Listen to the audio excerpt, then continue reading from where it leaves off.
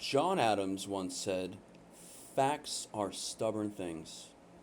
Folks, the fact of the matter is, mental health is complicated. If we are ever to effect positive change on mental health issues, it's imperative that we have honest and open conversation about this taboo topic. What's up, YouTube? My name is Tyler Adolfo, and I'm going to be reacting to Kanye West's apology letter. I have a diagnosis of bipolar type 1 with psychotic features. I believe that my diagnosis makes me uniquely positioned to provide a patient's perspective. For 6 long months, I suffered from mania with psychosis, and it destroyed many elements of my life. It destroyed my public image. I was overwhelmed by delusions, and the consequences rapidly piled up. Sound familiar? I have read a couple articles talking about the apology letter that Kanye wrote. So I have seen some excerpts from the letter, but I have yet to read the letter in its entirety myself. For the sake of brevity, I won't be reacting to every individual sentence. Rather, I've broken up the letter into 5 sections. After reading each section, I will give my unfiltered insights and thoughts on elements that jumped out at me. As a disclaimer, I want to preface this by saying I am not a medical professional. In no way, shape, or form do I condone the antagonistic, targeted, harmful language that Kanye used while in a manic state. I do want to say that I am not a Kanye hater. I'm not a Kanye stan. There's some songs of his that I like, but if you asked me to name more than 3 of his songs, I'd be hard pressed to deliver an answer. On the flip side, I'm not a Swiftie. I don't have a personal agenda of bashing Kanye or seeking some form of vendetta against Kanye. I'm not like saying, oh, this is for Taylor. I'm simply giving my impression of the letter from the perspective of someone with bipolar, using my lived experience as a foundation to hopefully bring some clarity and empathy to the conversation.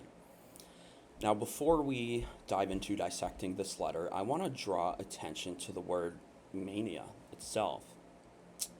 According to the Cleveland Clinic, mania is a condition in which you display an over-the-top level of activity or energy, mood, or behavior. It's increased elevation, and it must be a change from your usual self and be noticeable by others. Symptoms include feelings of invincibility, lack of sleep, racing thoughts and ideas, rapid talking, and having false beliefs or perceptions. So that definition comes from the Cleveland Clinic. I'm going to share 3 quick examples of the kind of distorted thinking I experienced while manic.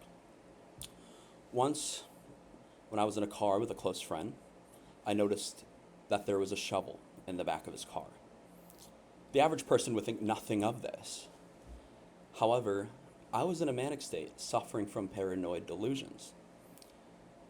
My mind made connections that were not really there, saw patterns that were not very cogent or logical.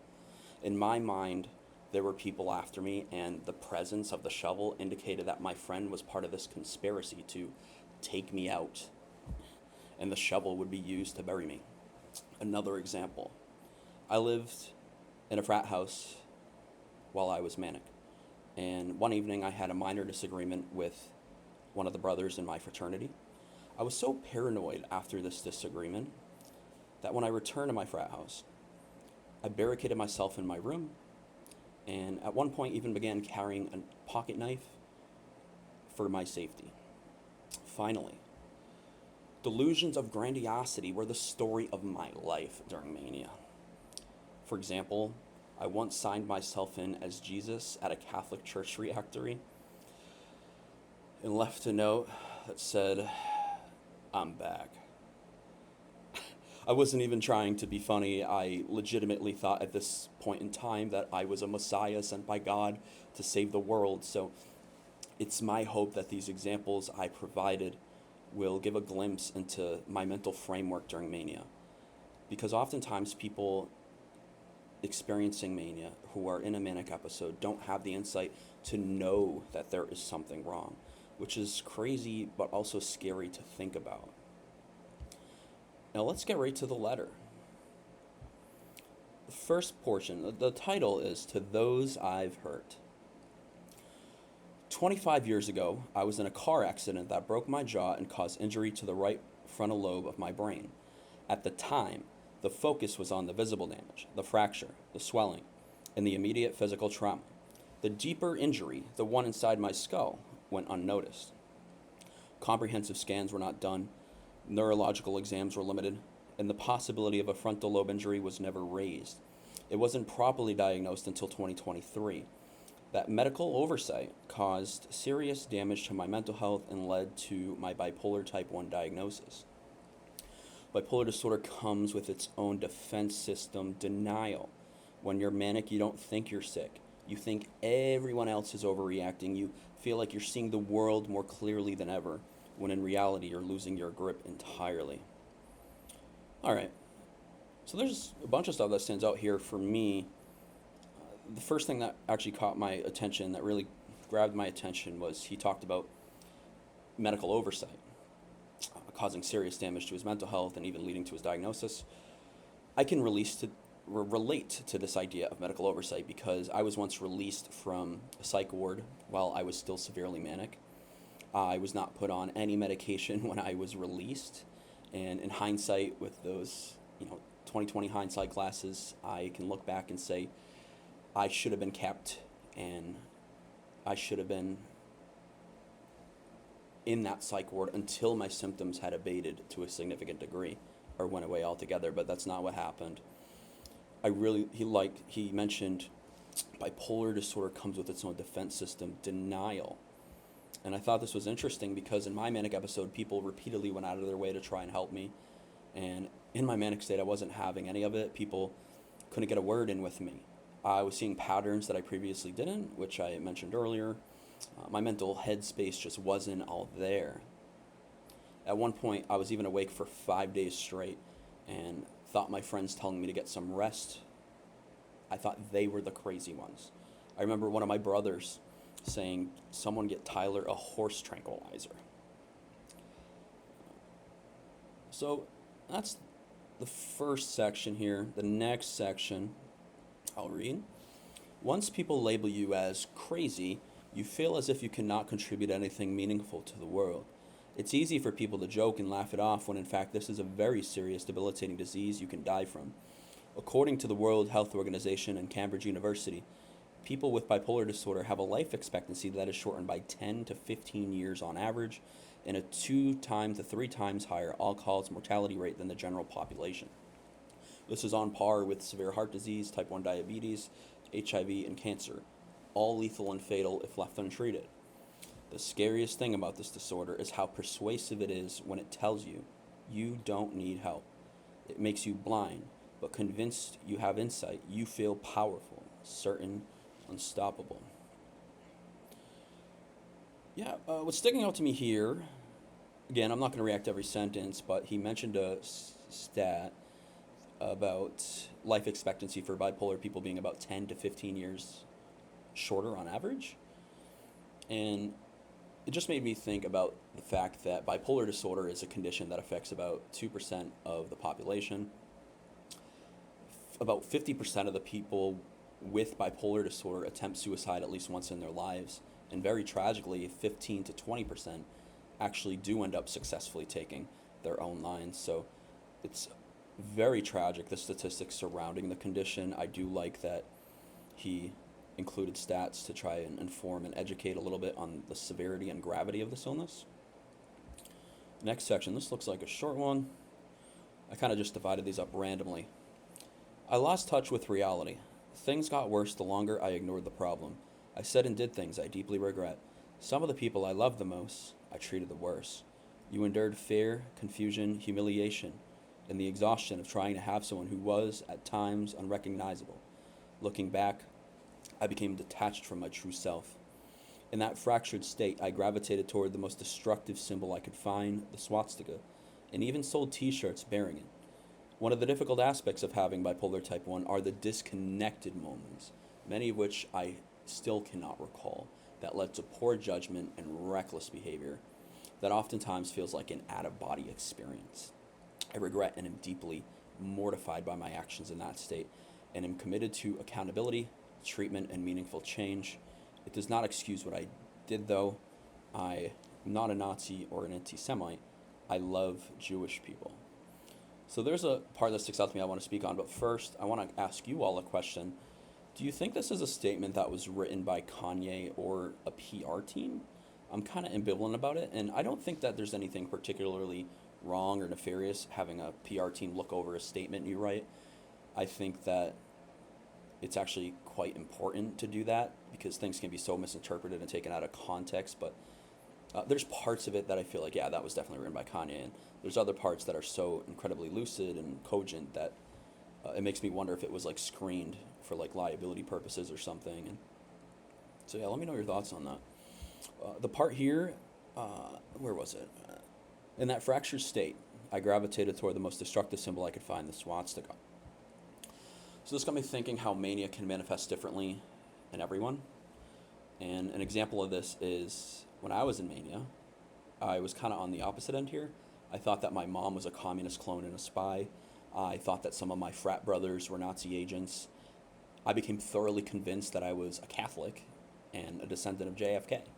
Now, I had no prior association with the Catholic Church. There was no logical reason for me to assume that my brothers were Nazis or that my mom was a clone and spy, but that's one of the delusional beliefs that I adhered to. Let's go to the next section. This is where he looks like he addresses the black community. To the black community, which held me down through all the highs and lows and the darkest of times, the black community is unquestionably the foundation of who I am. I'm so sorry to have let you down. I love us. In early 2025, I fell into a 4-month-long manic episode of psychotic, paranoid, and impulsive behavior that destroyed my life. As the situation became increasingly unsustainable, there were times I didn't want to be here anymore. Having bipolar disorder is a noticeable state of constant mental illness. When you go into a manic episode, you are ill at that point. When you are not in an episode, you are completely normal. And that's when the wreckage from the illness hits the hardest. Hitting rock bottom a few months ago, my wife encouraged me to finally get help. I found comfort in Reddit forums of all places. Different people speak of being in manic or depressive episodes of a similar nature. I read their stories and realize that I was not alone. It's not just me who ruins their entire life once a year despite taking meds every day and being told by the so-called best doctors in the world that I am not bipolar, but merely experiencing symptoms of autism. So the numerical quantity he assigned to his manic episode immediately grabbed my attention. He said he had a 4-month-long manic episode, and he had psychotic symptoms. My manic episode was 6 months long. I can relate to being in a prolonged period of mania. I can relate to the impulsivity he mentioned. I spent thousands of dollars, large amounts on alcohol, and a wide assortment of things that had no relation to each other. And it destroyed my life. I got expelled from my university. I got expelled from my frat. I lost my job. I destroyed relationships. I was even arrested at one point. I like that he brought up forums that helped him. He said he found comfort in Reddit forums. And that different people speak of being in manic or depressive episodes of a similar nature. He read their stories and realized he wasn't alone. I felt extremely alienated coming out of mania. I was socially isolated for years. I only left my apartment to go to doctor's appointments. And the bipolar subreddit was also a place of solace for me. And that wasn't the only resource I used, though. I also used like NAMI, National Alliance for Mental Illness, and DBSA, which is Depression Bipolar Support Alliance.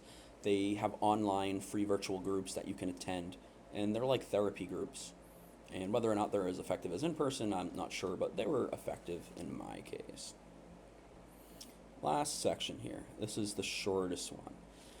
My words as a leader in my community have global impact and influence. In my mania, I completely lost sight of that. As I find my new baseline and new center through an effective regime of medication, therapy, exercise, and clean living, I have newfound much needed clarity. I am pouring my energy into positive, meaningful art, music, clothing, design, and other new ideas to help the world. I'm not asking for sympathy or a free pass, though I aspire to earn your forgiveness. I write simply today to ask for your patience and understanding as I find my way home. With love, Yay.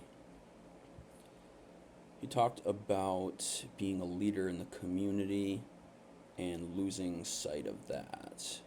And he certainly has that on a global scale, a much larger scale than I did. But when I was in a frat in college, I was the chair of public relations, which is just a fancy way of saying social media manager. And I managed the Kappa Sigma UMass account. And I do think that some of the actions I took, as well as actions taken by Kanye during his manic episodes, have unfortunately actually perpetuated stigma around bipolar disorder. With that, I'd like to begin a conversation about accountability, because this has been an area that I focused on assiduously in the aftermath of my own manic episode. I do believe that accepting your bipolar is in itself a huge, important step towards recovery. And it reminds me of that age-old piece of wisdom. The first step in solving a problem is acknowledging that a problem exists. Now, Kanye did do that, but there is an area where I feel like his statement fell massively short, and that is like a description of what happens next. What are the next steps after this? I myself have an experience writing an apology letter. I did so to my fraternity, which expelled me, and I requested reinstatement, and they did reinstate me. And one of the things I did was I talked about proactive actions I would take to ensure something like this wouldn't happen again. I talked about how I would adhere to my medication regimen and how I would embody the values of the organization going forward so long as I remain in treatment. And I brought up earlier how, do you think this was like a PR statement, or, I mean, it was definitely a PR statement, but do you think it was crafted by like a PR team, or was it all Kanye himself? I really want to hear your thoughts on that, because I think it's up in the air, but I don't think it's that big of a deal either. And if you disagree with me, that's okay. I can see how some people would see it as, it's less authentic if he didn't draft it himself. But I do believe, whether it was written by him or written by PR professionals, that statements aren't enough. True healing has to come through consistent action over time. You have to be proactive. And it's not like Kanye can't do that. He does have resources at his disposal that, plainly put, are disproportionate to what the average person with bipolar disorder has. And there's a strong relationship between socioeconomic status and the probability of outcomes in cases of bipolar. And in this sense, Kanye's case is an anomaly. So I do think it's within his power to take meaningful action to correct the wrongs he made and the harm he caused in a way that the average person with bipolar simply can't. And I think he should seize that opportunity to amplify this message, which I think overall was a strong message, compelling statement. And he should use his microphone for that purpose. I want to conclude by just saying, mental illness isn't our fault. If you have a mental illness, it's not your fault. It's largely genetic, partially influenced by environment as well. But it is our responsibility to manage our mental illness, especially when it can be a catalyst for consequences for ourselves and others. And so the three main points I want to drive home here as I end this, and I did write these down before I actually even started the video, because I just felt like they would be applicable regardless of what the letter said. I went through a recovery from mania myself. Number one is understanding how a mind breaks down doesn't undo what the mind caused. And that's the area where people with mania should actively look, in my view, to try and mitigate some of the harm they've done. I've done some of this by reaching out to people who were affected by manic episode, family, friends, members of my fraternity, and apologizing. And I know that in itself might sound controversial to some, like, why would you apologize for something beyond your control?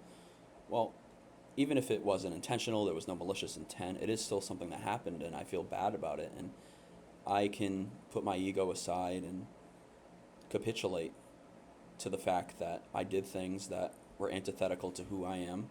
And for me, I think that compassion and consequences are not mutually exclusive, they can both exist at the same time. Second, apologies don't restore trust, patterns of action do. And I kind of reiterated this earlier, is trust isn't rebuilt by statements, it's by consistent action.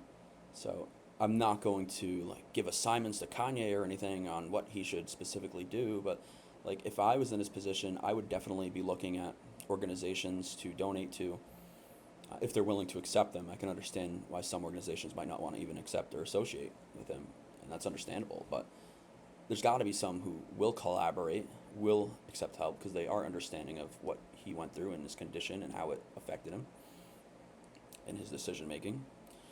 Like donate to NAMI, National Alliance for Mental Illness. Donate to Depression Bipolar Support Alliance.